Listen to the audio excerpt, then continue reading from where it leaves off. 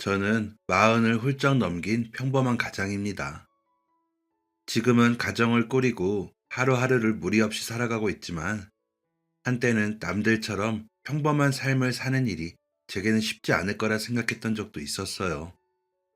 그만큼 제 삶에는 버텨야 했던 시간들이 많았고 감히 미래를 그려보지 못하던 시절도 있었기 때문입니다.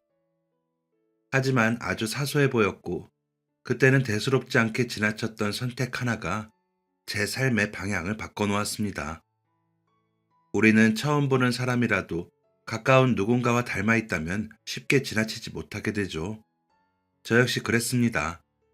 비가 오던 어느 날, 동생이 떠올라서 잠시 하나이를 보살펴 주었던 그 일이 제 인생을 이렇게까지 달라지게 했을 줄은 그때는 미처 알지 못했습니다. 제가 초등학교에 들어갈 무렵 남동생 성호가 태어났습니다. 나이 차이가 있어서인지 저는 동생이 마냥 귀엽기만 했습니다. 학교를 마치고 집에 오면 가방도 제대로 내려놓지 않은 채 가장 먼저 동생이 있는 방으로 달려갔어요. 그리고는 잘 자고 있는지 울지는 않았는지 확인했고 그게 곧 습관이 되었습니다. 동생은 처음에는 아무 문제도 없어 보였습니다. 그런데 시간이 지나면서 사소한 부분에서 다른 점들이 하나 둘 눈에 띄기 시작했어요. 이름을 불러도 고개를 잘 돌리지 않았고 눈을 마주치는 시간도 짧았습니다. 장난감을 흔들어 보여줘도 반응이 없을 때가 많았고 안아주면 몸에 힘을 주지 못한 채 축 늘어지기도 했습니다. 그리고 1살 넘었는데도 이리 와, 이거 줄까? 같은 말을 해도 동생은 별다른 반응을 보이지 않았죠. 원하는 게 있어도 손으로 가리키지 않고 말을 흉내내려는 시도도 거의 없었습니다. 대신 이유 없이 울거나 같은 행동을 반복할 뿐이었어요. 저는 다른 아이들도 다 그런 줄 알았습니다. 그래서 이상함을 느끼지 못했지만 부모님은 걱정이 되셨던 모양이에요. 여보, 우리 둘째가 돌이 지났는데도 아직 내 말을 잘 못 알아듣는 것 같아요. 성재는 안 그랬던 것 같은데 조금 느린 편일까요? 애들마다 성장 속도가 조금씩 다르다고 하잖아. 둘째는 조금 늦나 보지. 걱정 말고 좀 더 기다려보자. 하지만 2살이 넘었는데도 동생의 변화가 없자 부모님도 더 이상 가만히 있을 수만 없었습니다. 어느 늦은 밤, 저는 부모님이 조용히 이야기 나누는 소리를 들었어요. 엄마가 먼저 불안한 목소리로 말을 꺼냈어요. 여보, 아무래도 성호를 병원에 데리고 가서 검사를 받아보는 게 좋을 것 같아요. 말이 늦은 게 문제가 아니라 뭔가 우리 말이 잘 안 통하는 느낌이 들어서요. 그래, 당신 말이 맞는 것 같아. 아무래도 검사를 해봐야겠어. 내가 병원 알아보고 예약해둘게. 그때 저는 정확히 이해하지 못했지만 그날 밤 이후로 집안의 공기가 이전과는 달라졌다는 것만은 분명히 느껴졌습니다.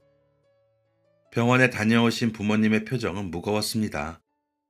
엄마는 평소보다 말수가 적었고 동생을 바라보며 멍하니 앉아있기도 했죠. 아버지 역시 마찬가지였습니다. 하루는 조용히 저를 따로 부르셨어요. 성재야, 아빠가 할 말이 있어. 앞으로는 네가 동생을 더 잘 보살펴야 할 것 같다. 아빠, 혹시 성호가 많이 아픈 거예요? 그건 아니지만 앞으로 네가 동생을 도와줘야 할 일이 많이 있을 거야. 형으로서 옆에서 잘 지켜줘야 해. 친구들이랑 못 노는 날도 많을 거고. 그래도 형이니까 할 수 있지? 네, 아빠, 알겠어요. 그때는 저는 그저 동생이 이전과는 다른 아이로 분류되기 시작했다는 것만 어렴풋이 느끼고 있었습니다. 부모님에게 성호는 늘 마음이 쓰이는 존재였고, 동시에 가장 걱정스러운 아이였습니다. 흔히들 말하는 아픈 손가락이었죠. 1살, 2살 나이를 먹어갈수록 동생의 키와 몸집은 눈에 띄게 자랐지만 마음은 좀처럼 따라오지 못했습니다. 또래 아이들이 문장을 만들어 말하고 혼자 신발을 신고 밖으로 뛰어나갈 나이에도 성호는 여전히 2살배기 아이처럼 제 옆에 붙어 있곤 했습니다. 자기 마음을 말로 표현하지 못해 답답해하다가 갑자기 울음을 터뜨리는 일도 잦았고, 이유 없이 같은 행동을 반복하다가 멈춰서서 아무것도 하지 않은 날도 많았죠. 하루는 제가 학교에 다녀왔는데 집안이 동생의 울음소리가 가득했어요. 엄마는 땀을 뻘뻘 흘리며 동생을 달래고 계셨습니다. 성호야, 이제 옷 입어야지. 아휴, 얘가 오늘따라 왜 이렇게 말을 안 들을까? 엄마 무슨 일이에요? 애가 왜 이렇게 울어요? 모르겠다. 갑자기 옷도 안 입겠다고 다 벗어던지고 입히려고 하면 울고 그러네. 엄마, 이리 주세요. 제가 해볼게요. 신기하게도 동생은 저를 보고 울음을 그쳤습니다. 저는 그 모습을 보며 깨달았습니다. 어느새 저는 부모님보다 성호를 더 잘 알고 있었던 것 같다고요. 그날 이후 일하는 부모님을 대신해서 동생 옆에는 자연스럽게 제가 있었습니다. 밥을 떠먹여주고 씻기고 옷을 입히는 일까지 모두 제 몫이었어요. 친구들이 밖에서 놀며 소리를 지를 때 저는 집안에서 동생과 마주 앉아 시간을 보냈습니다. 장난감을 정리하는 법을 알려주고 손을 잡고 집안을 몇 바퀴씩 돌며 몸을 움직이게 했습니다. 동생은 가르쳐 주는 대로 쉽게 따라오지 못했습니다. 숟가락 잡는 법을 알려주었는데도 몇 시간이 걸렸고, 신발을 신는 순서를 외우는 데에는 며칠이 필요했습니다. 방금 전에 알려준 걸 금세 잊어버리기도 했고, 같은 행동을 반복하다가 갑자기 멈춰 서서 울어버리거나 화를 내는 날도 많았습니다. 그럴 때마다 저는 다시 처음으로 돌아가야 했습니다. 그 과정들이 답답하지 않았다고 하면 거짓말일 겁니다. 하지만 이상하게도 화를 내고 싶다는 생각은 들지 않았어요. 동생이 일부러 그러는 게 아니라는 걸 잘 알고 있었기 때문입니다. 그래서 저는 늘 기다렸어요. 동생이 해낼 때까지, 이해할 때까지, 포기하지 않고 같은 말을 반복했습니다. 그리고 시간이 흘러 제가 고등학생이 되었을 무렵 성호는 지적장애 판정을 받았습니다. 그 사실은 어느 날 갑자기 들려온 소식이라기보다는 이미 오래전부터 어느 정도 예상한 결과였죠. 그럼에도 불구하고 동생에게도 조금씩 변화는 있었습니다. 아주 느리지만 혼자 숟가락을 들고 밥을 먹을 수 있게 되었고, 몇 가지 간단한 생활 습관도 몸에 익히기 시작했습니다. 아빠 보셨죠? 성호가 이제 혼자서 밥도 잘 먹고 옷도 잘 입어요. 그러게, 고맙다. 네가 옆에서 계속 동생을 봐줘서 그래. 너도 친구들이랑 놀고 싶을 텐데 동생 먼저 생각해줘서 아빠가 든든하다. 아니에요. 별로 해준 것도 없는데요. 아니야. 너 없었으면 어쩔 뻔했나 싶어. 아마 처음에는 부모님의 칭찬이 듣기 좋아서 계속 동생을 옆에서 보살폈던 것도 있었을 겁니다. 그런데 어느 날 부모님이 늦게까지 돌아오지 못하는 날이 있었어요. 집에는 저와 성우 둘만 남았고 갑자기 동생이 이유 없이 울음을 터뜨렸습니다. 평소처럼 달래보았지만 그날은 쉽게 가라앉지 않더라고요. 저는 동생을 안고 거실 바닥에 앉아 한참을 그렇게 있었습니다. 시간이 얼마나 흘렀는지도 모른 채 울음을 멈춘 동생의 체온과 숨결만을 느끼고 있었습니다. 그때 문득 이런 생각이 들었습니다. 지금 이 집에서 동생을 가장 잘 아는 사람은 부모님이 아니라 나일지도 모른다고요. 어떤 말에 웃고 어떤 행동에 불안해하는지, 언제 울음을 터뜨리는지, 어떻게 해야 조금이라도 빨리 진정되는지, 그 모든 걸 가장 가까이에서 알고 있는 사람이 저라는 사실을 처음으로 자각했습니다. 그 순간부터였던 것 같습니다. 형이라는 자리가 단순히 곁에 있는 존재가 아니라 앞으로도 계속 책임져야 할 역할일지도 모른다고 느끼기 시작한 것 말입니다. 그러던 중 제가 20살이 되던 해에 집안에 큰일이 생겼습니다. 대입을 앞두고 있던 그 시기에 아버지가 갑작스러운 사고로 세상을 떠나신 겁니다. 너무 순식간이라 제대로 작별 인사조차 하지 못했어요. 장례식장에서도 현실감이 없었고 아버지가 다시 문을 열고 들어올 것만 같았습니다. 돌아가시기 전 아버지는 마지막으로 저에게 엄마와 동생을 부탁하셨습니다. 성재야, 내가 예전에 했던 말 기억하지?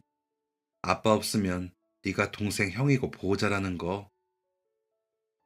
아빠, 왜 그런 말씀을 하세요? 다시 건강해지실 수 있어요. 미안하다. 너한테 너무 일찍 큰 짐을 지우는 것 같아서. 그건 부탁이자 유언이었어요.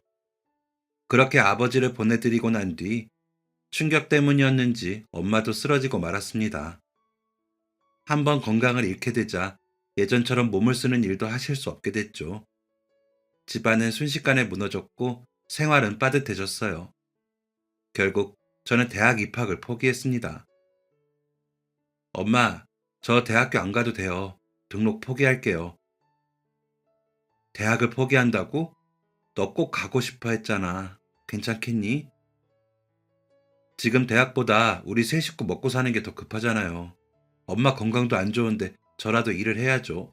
대학은 당장은 아니더라도 언젠가 갈 수도 있는 거니까 괜찮아요.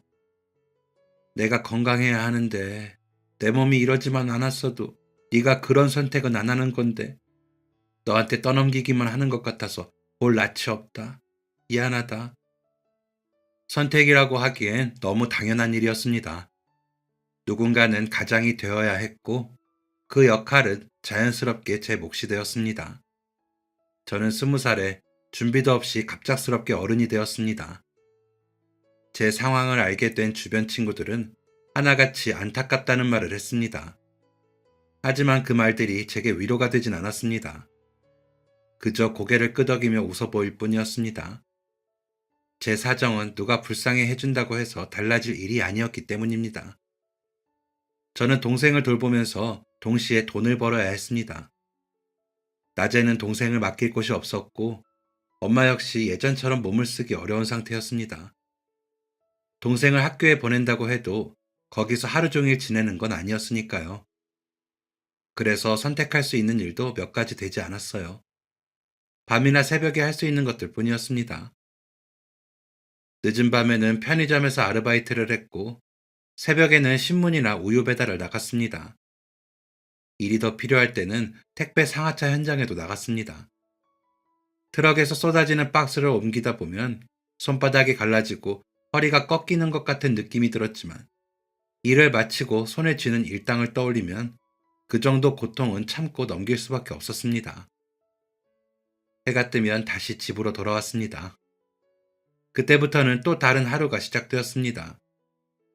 동생의 몸은 점점 자라났지만 혼자서 할 수 있는 일은 여전히 많지 않았습니다. 밥을 먹을 때도, 씻을 때도, 옷을 입을 때도 제 손길이 필요했습니다. 엄마가 곁에 계시긴 했지만 오래 서 있거나 힘을 써야 하는 일은 무리였고 동생이 조금만 보채도 금세 기운이 빠지셨어요. 결국 대부분의 돌봄은 제 몫이 되었습니다. 몸은 늘 피곤했지만 그만큼 돈이 모이진 않았습니다. 월세와 생활비를 내고 나면 남는 것은 거의 없었습니다.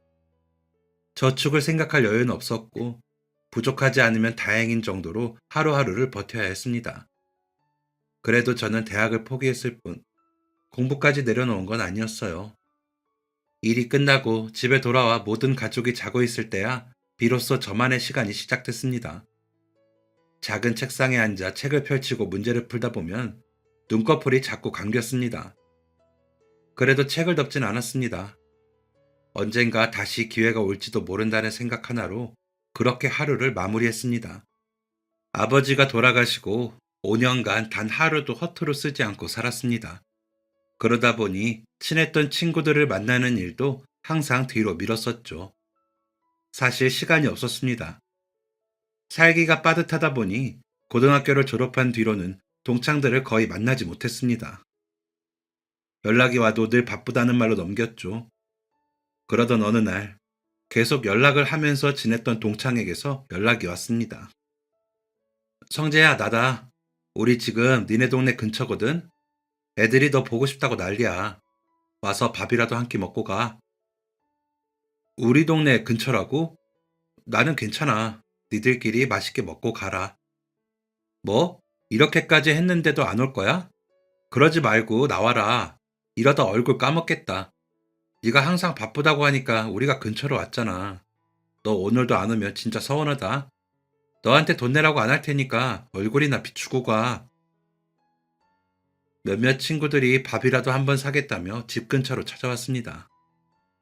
괜히 부담이 될까봐 괜찮다 했지만 이미 약속을 잡아놨다며 웃더군요.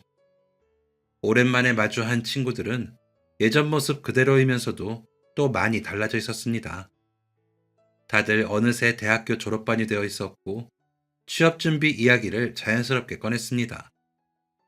누군가는 면접을 봤다 했고 누군가는 이미 회사에 들어가 사회인이 되어 있었죠. 저는 그 이야기를 들으면서 고개만 끄덕일 뿐이었어요. 달리 할 말이 없었으니까요. 식사가 어느 정도 끝나갈 즈음 한 친구가 제 얼굴을 보며 말했습니다. 야, 우리 중에는 성재가 공부를 제일 잘했는데 솔직히 나는 네가 제일 잘 될 줄 알았다. 아, 그랬나? 뭐 이미 다 지난 이야기지. 그 말에 떠들썩했던 분위기가 잠시 조용해졌어요. 자신이 괜한 말을 했다는 걸 느낀 친구는 곧바로 덧붙였습니다. 아, 내가 말 실수했나? 미안하다. 괜히 이런 말해서. 미안하긴 괜찮아. 그게 언제적 일인데 너무 신경 쓰지 마. 저는 괜찮다며 웃어 보였지만 속마음까지 그렇지는 않았습니다. 친구들 앞에서는 아무렇지 않은 척했지만 솔직히 말하면 부러웠습니다. 저도 아르바이트를 계속하는 것보다 번듯한 회사에 들어가 출퇴근을 하고 싶었습니다. 월급을 받아 생활을 꾸리고 지금보다 조금이라도 여유가 생기면 동생에게 더 나은 치료를 받을 수 있는 기회를 주고 싶었습니다. 하지만 현실이 발목을 잡았죠. 게다가 또 다른 문제도 있었어요. 바로 학력이었습니다. 저는 대학을 졸업하지 못했다는 이유 하나로 지원조차 할 수 없는 회사들이 많았습니다.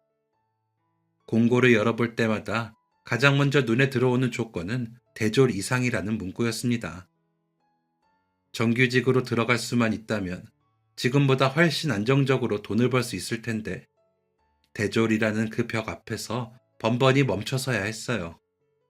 학력을 보지 않는다는 회사도 있기는 했습니다. 그런 곳에는 빠짐없이 이력서를 넣어봤지만 결과는 늘 같았습니다. 연락 한 통 오지 않거나 서류에서 떨어졌다는 통보뿐이라 면접을 볼 기회도 주어지지 않았죠. 그럴 때마다 괜히 제 자신이 작아지는 기분이 들었습니다. 그래도 포기하지 않았습니다. 학력이 없다는 이유로 문 앞에서 돌아서야 하는 일에 익숙해졌지만 제 인생까지 거기서 멈추고 싶진 않았거든요. 적어도 스스로 포기하는 사람은 되고 싶지 않았습니다. 오랜만에 친구들을 만나고 난 뒤 한 달 정도 지났을 때였어요. 그때 만났던 친구 중 한 명에게 뜬금없이 연락이 왔습니다. 성재야, 나다. 너 통화 괜찮아? 응, 일하다가 지금 잠깐 쉬고 있어. 근데 늦게 무슨 일이야? 아, 그게 너 요즘도 이력서 넣어보고 있지? 다른 게 아니고 우리 회사 거래처 중 한 곳에서 직원을 몇 명 뽑는다고 하더라고. 그래서 관심 있으면 한번 지원해보라고. 정말? 아, 야, 고맙다. 근데 무슨 회사인데? 물류 유통 쪽 회사인데 편의점이랑 병원에 식자재랑 생활용품을 공급하는 곳이래. 지금 현장 쪽 인원이 모자라서 구하고 있다 하더라고. 네가 그동안 편의점이랑 물류 상하차에서 일한 경력도 있으니까 이력서 한번 넣어봐. 나야 좋지. 고맙다. 그런데 말이야. 너도 알다시피 내가 학력이 고졸이잖아. 그런 회사인데도 고졸자도 괜찮대? 그 회사가 원래 학력은 크게 안 본다고 하더라. 대기업은 아니어도 탄탄한 중견기업이야. 자세한 내용은 이메일로 보내줄게. 좀 이따가 확인해봐. 친구가 보내준 이메일을 통해 채용 공고의 내용을 다시 한번 꼼꼼히 확인했습니다. 업무 내용부터 근무 시간, 자격 요건까지 하나하나 읽어 내려갔죠. 이전에도 수없이 이력서를 써왔지만 그날만큼은 달랐습니다. 왠지 모를 자신감과 설명할 수 없는 기대가 생겼습니다. 그래서 다른 때보다 훨씬 정성을 들여 이력서를 작성했습니다. 편의점과 물류 현장에서 일했던 경험들을 빠짐없이 적었고, 단순히 나열만 하는 게 아니라 그 일을 하면서 제가 무엇을 배웠는지 솔직하게 풀어 썼습니다. 컴퓨터 앞에 앉아 문장을 고치고 또 고치다 보니 어느새 시간이 훌쩍 지나 있었습니다. 이력서를 보내기 전 잠든 동생의 얼굴을 한참 바라보았습니다. 하루 종일 저를 따라다니다 지쳐 잠든 얼굴이었습니다. 저는 속으로 조용히 중얼거렸습니다. 이번에는 제발 한 번만 기회를 달라고 말이죠. 그렇게 마음을 다잡고 이력서를 전송했습니다. 며칠 뒤 택배 상하차 일을 마치고 집으로 돌아오는 버스 안에서 핸드폰이 진동했습니다. 낯선 번호를 보는 순간 심장이 먼저 반응했어요. 얼마 전 이력서를 넣은 곳에서 온 전화 같았습니다. 떨리는 마음으로 핸드폰의 통화 버튼을 눌렀습니다. 예상했던 대로 전화를 건 사람은 그 회사의 면접 담당자였습니다.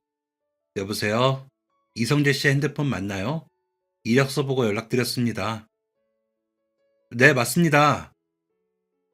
보내주신 이력서 잘 받았고요. 서류 전형에 합격하셔서 면접 일정을 안내드리려고 전화드렸습니다. 통화 괜찮으세요? 네? 그럼 제가 면접을 볼 수 있다는 말씀이신 거죠? 그쵸? 감사합니다. 면접 담당자와 통화를 끝낸 뒤 저도 모르게 기쁨의 소리까지 질렀습니다.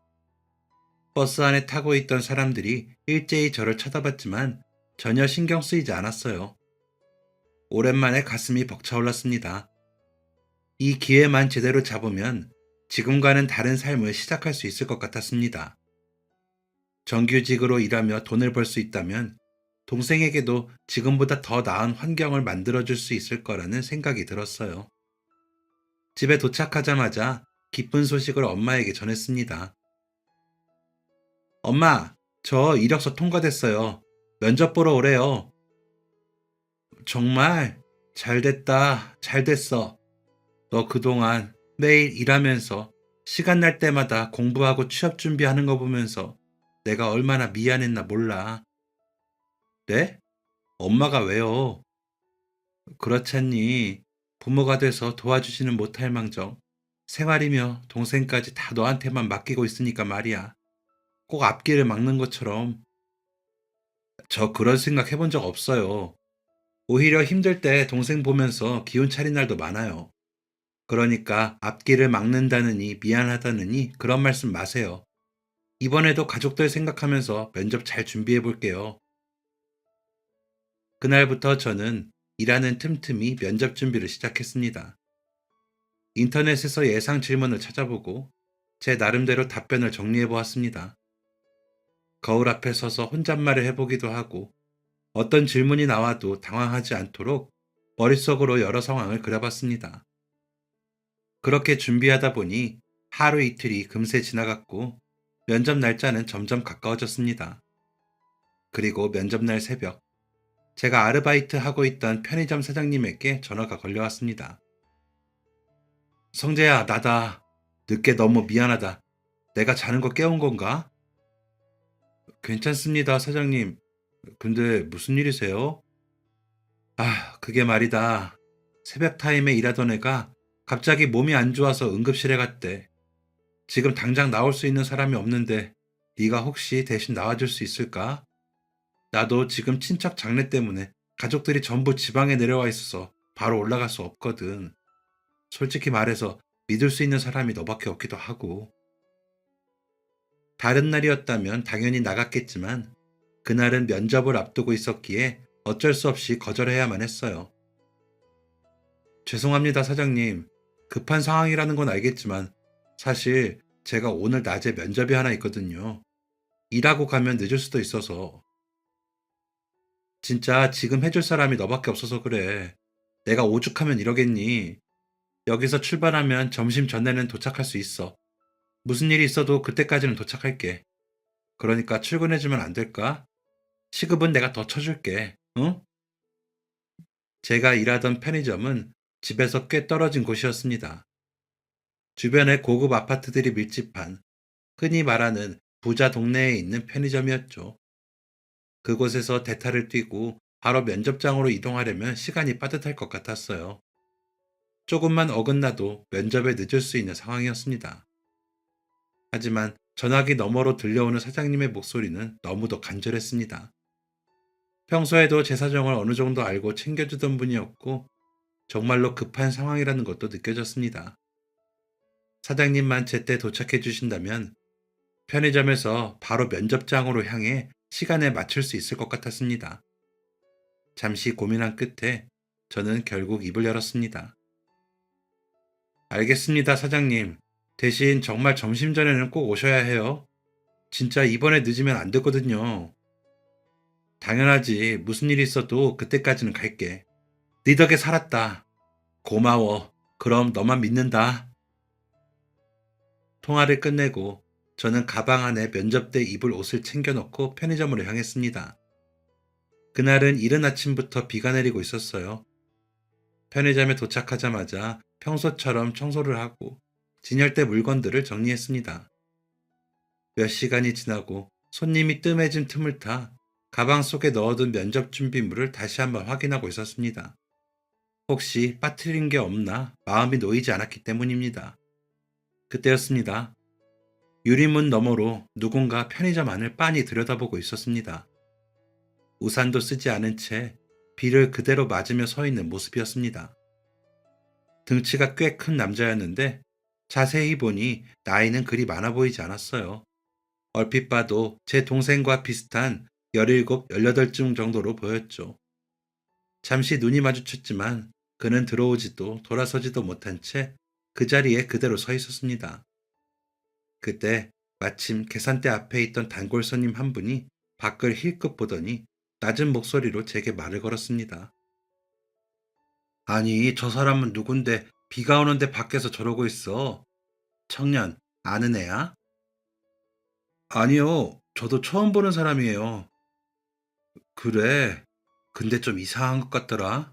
내가 들어오기 전에 여기서 뭐 하냐고 물어봤는데 눈도 못 마주치고 이상한 소리만 하더라고. 아는 사람 아니면 좋게 말해서 집으로 돌려보내. 계속 저렇게 있으면 사람들이 이상하게 본다니까. 저는 손님이 가고 난 뒤 밖으로 나가서 그 사람을 데리고 안으로 들어왔습니다. 비도 오고 너무 추울 것 같았거든요.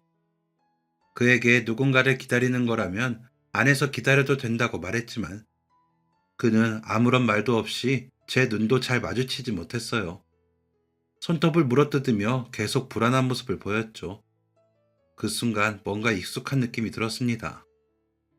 눈도 잘 마주치지 못하고 말도 잘 못하는 모습이 집에 있는 동생을 떠올리게 했거든요. 혹시나 하는 마음에 저는 확인차 몇 가지를 더 물어봤습니다. 저기 혹시 이름이 뭐예요? 나이는? 몰라요. 부모님은 어디 계세요?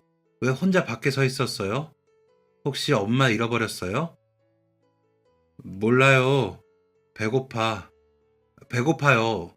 할아버지, 이후에도 어디 사냐, 보호자 연락처는 알고 있냐며 몇 가지를 더 물어봤지만 그 남자는 모른다와 배고프다는 말만 되풀이했습니다. 그리고 할아버지를 계속 찾기만 할 뿐이었죠. 그걸 보고 저는 짐작했습니다. 동생과 비슷한 장애를 겪고 있다는 걸요. 그래서 더 마음이 쓰였고 그냥 내버려 둘 수가 없었어요. 일단 배가 고프다는 그를 위해 김밥과 라면을 샀습니다. 라면에 뜨거운 물을 부은 뒤 그의 옆에 앉았습니다. 배고프다고 했죠? 일단 이거부터 먹어요. 뜨거우니까 천천히 식혀서 먹어야 해요. 밥은 혼자 먹을 수 있어요? 아니요, 몰라요. 그래요? 그럼 내가 도와줄게요. 남자는 겉으로 볼 때는 건장한 10대였지만 정신 연령은 5살에 멈춰 있는 듯 했습니다. 젓가락질도 아직 서툰 것 같았어요. 그걸 보자 제 동생이 지금보다 더 어렸을 때도 떠올랐습니다. 손님도 없으니 그의 옆에 앉아 밥 먹는 걸 도와주고 있는데 문이 열리며 편의점 사장님이 들어왔습니다. 사장님 오셨어요? 생각보다 빨리 오셨네요. 성재야, 고맙다. 나 안 늦었지? 네가 면접에 늦을까봐 얼마나 급하게 왔는지 몰라. 이제 가게는 내가 보면 되니까 얼른 준비하고 가봐. 나머지는 내가 알아서 할게. 근데 이 사람은 누구니? 아는 사람이야? 아, 그게 손님인데 보호자를 잃어버린 것 같아요. 이것만 먹이고 제가 파출소에 데려다 주려고요. 아무래도 제 동생이랑 비슷한 것 같아요. 뭐? 너 늦은 거 아니야? 괜찮아요. 이것만 도와주고 얼른 뛰어가면 될 것 같아요. 사장님은 가보라고 했지만 저는 동생을 생각나게 하는 그 남자가 신경이 쓰였고 밥을 먹는 걸 도와줬습니다. 밥이라도 다 먹이고 근처에 있는 파출소에 데려다 주고 바로 면접장으로 가면 되겠다고 생각하고 있는데 또 한 번 편의점 문이 열렸습니다. 그리고는 한 노인이 헐레벌떡 들어왔어요. 밖에서 비를 다 맞고 왔는지 온몸이 흠뻑 젖어 있었습니다. 노인은 편의점을 둘러보더니 놀란 눈을 한 채로 저와 남자가 있는 곳으로 달려왔습니다. 아이고, 민서가! 할아버지, 누구세요? 이 남자 아시는 분이에요? 혹시 보호자세요? 이 녀석이 내 손자요. 너 어디 갔었어? 이 할아비가 얼마나 걱정했는지 알아? 그 남자도 아는 사람 같았습니다. 아까부터 그가 계속 찾았던 할아버지가 이 노인이었죠. 아, 보호자셨구나. 손자분이 저희 가게 앞에 계속 서 있길래 제가 데리고 들어왔습니다. 비도 오고 추울 것 같아서요. 그래요. 고마워요. 내가 얘 하랩인데 애 데리고 운동 좀 하려고 산책을 나왔다가 갑자기 비가 와서 우산을 사러 갔거든. 근데 그 사이에 애가 갑자기 없어진 거야. 바로 경찰에 신고하고 혼자서 찾아다니다가 이 근처에서 손주 먹거리 떨어진 걸 보고 여기 들어온 거지. 아, 그랬군요. 많이 놀라셨겠어요. 말도 마. 얼마나 놀랐는지 몰라. 이놈이 다른 사람이랑 같은 것도 아니고. 우리 큰아들이 이놈만 남기고 먼저 세상을 떴어. 그 뒤로는 내가 보살피고 있지. 애 잃어버렸으면 죽어서 자식 얼굴 볼 면목도 없었을 거야. 아이고, 내가 별말을 다 하네. 아무튼 우리 손주 잘 데리고 있어줘서 고마워. 제 예상대로 그는 발달장애를 가지고 있었습니다. 그래서 그 노인은 손자가 사라진 걸 알고는 더욱 놀랐던 거였죠. 그래서 말인데 내가 청년한테 보답을 좀 하고 싶은데. 아, 괜찮습니다. 당연한 일 했을 뿐인데요. 그리고 사실 제 동생도 손자분처럼 지적장애를 가지고 있거든요. 동생이 생각나서 돌봐준 거예요. 아, 그랬어? 그럼 그냥은 지나칠 수 없는데 청년 시간 있어? 할아버지 정말 괜찮습니다. 보호자 찾을 수 있어서 다행이고 해준 것도 별로 없습니다. 그리고 제가 오늘 면접을 봐야 하는데 더 이상 시간을 끌면 늦을 것 같습니다. 그럼 손자분 데리고 조심히 가세요. 저는 말을 마치고 바로 편의점을 나섰습니다. 다행히 비가 그쳐서 정류장으로 달려갔고 막 출발하려는 버스를 잡아탔어요. 가는 동안에도 예상 질문에 대한 대답을 머릿속으로 계속 되뇌었습니다. 그런데 그때 갑자기 끼익 하는 소리와 함께 버스가 멈췄습니다. 그러자 소란이 일어났고 갑작스러운 상황에 승객 모두 당황스러워했어요. 버스 기사는 차에서 내려 무슨 일인지 확인한 뒤 돌아와 말했습니다. 아, 여러분, 죄송합니다. 타이어에 문제가 생겼습니다. 그래서 지금 교체를 해야 하니까 다음 버스로 갈아타 주시길 바랍니다. 아, 이게 갑자기 무슨 일이야. 약속 시간에 늦겠네. 죄송합니다. 양해 부탁드립니다. 다음 버스가 금방 올 겁니다. 저를 비롯해서 안에 타 있던 승객 모두 내려 다음 버스를 기다렸지만 금방 온다던 버스는 아무리 기다려도 오지 않았어요. 알고 보니 그날 버스 노선에서 사고가 나서 차가 밀리고 있는 상황이었죠. 저는 더는 지체하면 안 될 것 같아서 바로 지하철역으로 향했습니다. 그러면서 면접 담당자에게 연락을 했어요. 저기, 오늘 면접 보기로 한 이성재라고 합니다.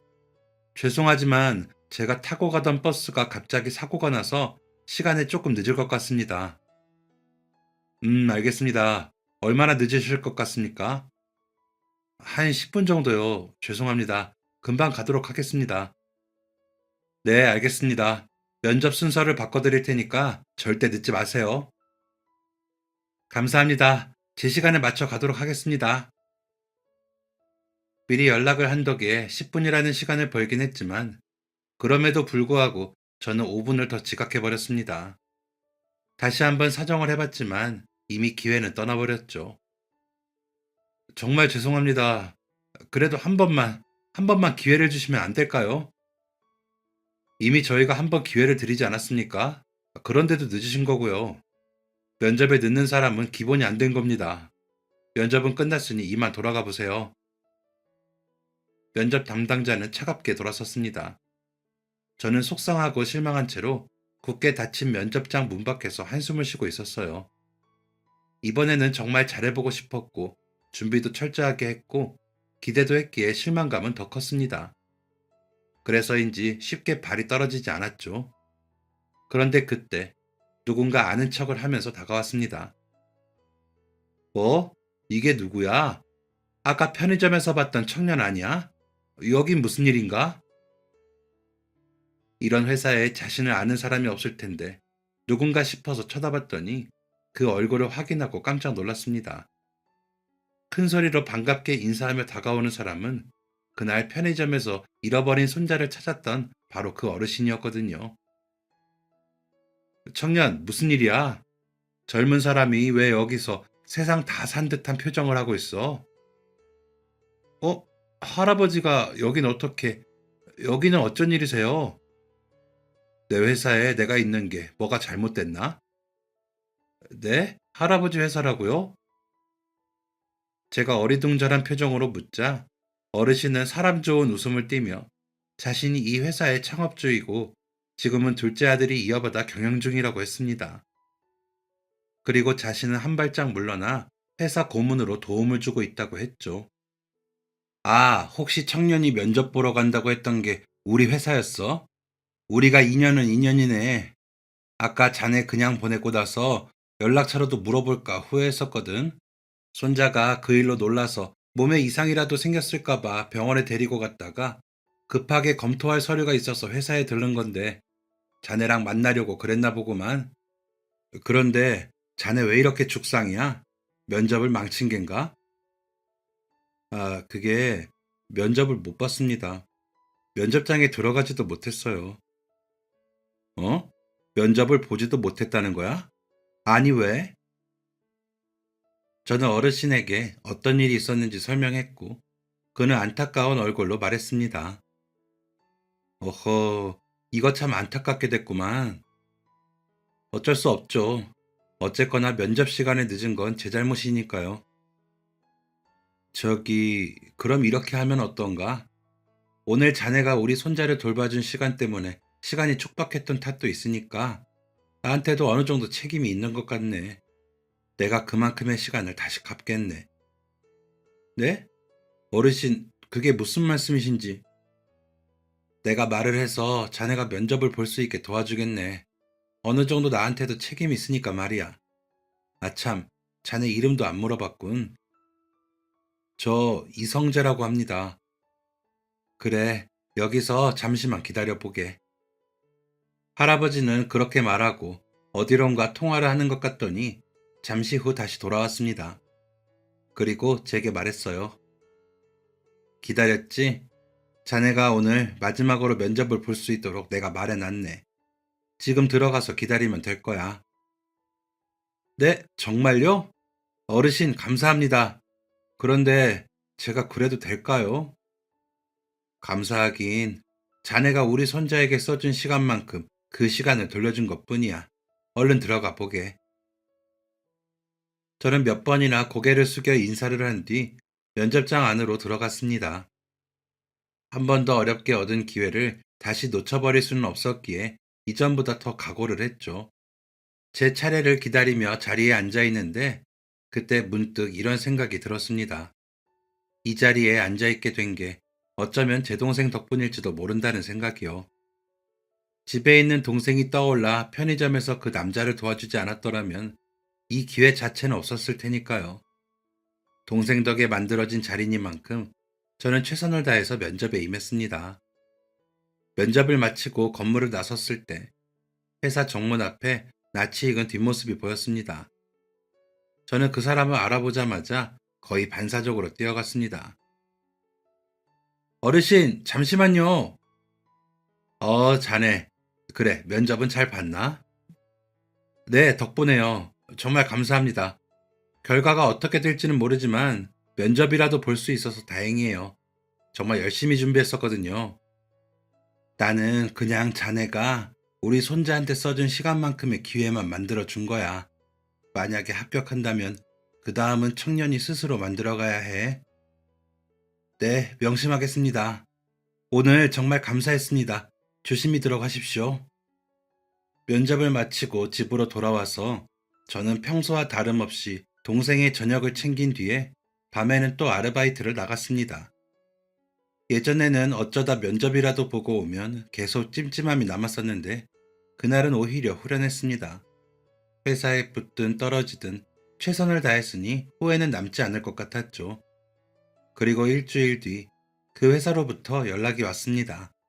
합격 통보였습니다. 전화를 끊고도 한동안 가만히 서 있었습니다. 기쁘다기보다는 현실감이 없었다는 표현이 더 맞았을 겁니다. 그날 저녁 동생과 함께 밥을 먹으며 조용히 말을 건넸습니다. 성호야, 형 면접 본 거 합격했대. 이게 다 네가 나한테 기회를 준 거라 다름없는 것 같아. 고맙다. 형한테 축하한다고 한마디 해줄래? 형, 축하해. 동생의 발음은 조금 어눌하고 어색했지만 웃으며 말해줬고 그 얼굴을 보면서 저도 따라 웃었습니다. 그날 밥상위에는 오래간만에 후련한 공기가 맴돌았습니다. 출근을 시작하고 나서는 시간이 어떻게 흘러가는지도 모를 만큼 정신없는 날들이 이어졌습니다. 신입교육을 받고 회사 시스템을 익히고 사람들 이름을 외우느라 하루가 금세 끝났습니다. 몸은 피곤했지만 이전과는 다른 종류의 피로였습니다. 앞으로는 내 삶도 달라질 수 있을 거라는 희망이 섞여 있는 기분 좋은 피곤함이었죠. 그러던 어느 날 인사팀을 통해 연락이 왔습니다. 회사의 창업주인 그 어르신이 저를 만나고 싶어 한다고요. 안내를 받아 엘리베이터를 타고 사무실이 있는 층으로 올라갔습니다. 문 앞에 서서 온 매무새를 한 번 더 정리한 뒤 조심스럽게 문을 열고 들어가니 그분이 먼저 저를 알아보고 인자한 미소로 반겨주셨습니다. 자네가 결국 합격을 했구만. 축하하네. 어르신, 아니, 회장님 덕분입니다. 감사합니다. 앞으로 열심히 하겠습니다. 회장은 무슨, 경영에서 손 뗀 지가 언젠데. 그냥 편하게 부르고 싶은 대로 불러도 돼. 일단 여기 앉게나. 네, 알겠습니다. 근데 저를 보자고 하셨다고 들었는데 무슨 일이신지 여쭤봐도 될까요? 아, 그게 다른 게 아니라 전에 자네가 우리 손자랑 비슷한 동생이 있다고 했던 것 같은데 내 기억이 맞나? 어떤 아이인가? 네, 맞습니다. 제 동생은 지금 19이고 지적장애 2급이에요. 그래서 그날도 집에 있는 동생 생각이 나서 손자분도 그냥 지나칠 수가 없었고요. 저는 제 동생에 대해서 이야기했습니다. 노인은 조용히 끝까지 제 말을 들어주셨죠. 그리고 이야기가 끝나자 말했습니다. 내가 전에 둘째 아들한테 회사 물려준 건 말했지. 남들보다 경영에서 일찍 물러난 이유가 있는데 하고 싶은 일이 있어서 그랬지. 하고 싶은 일이요? 그게 어떤 일인지.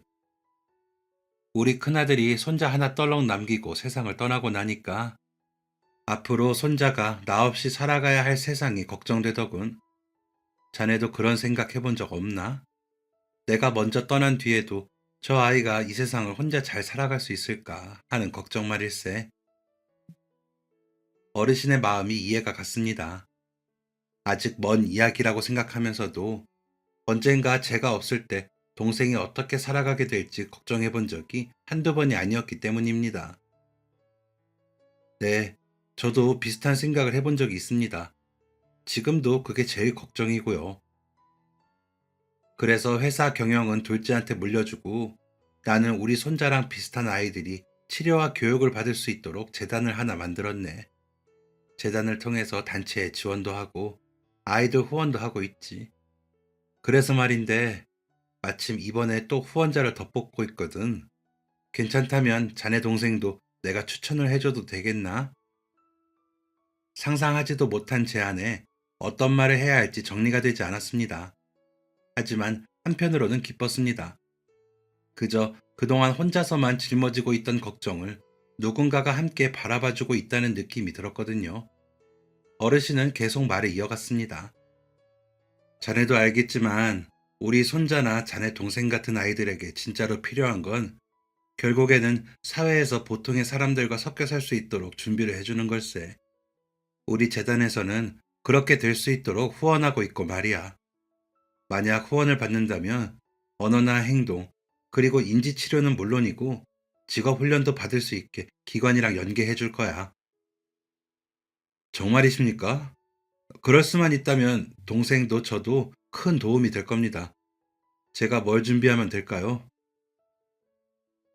어르신의 재단에서 하는 일은 저 역시 그동안 생각은 했었지만 재활치료에 들어가는 돈이 부담이라 선뜻 실행은 하지 못하고 있던 일이었습니다.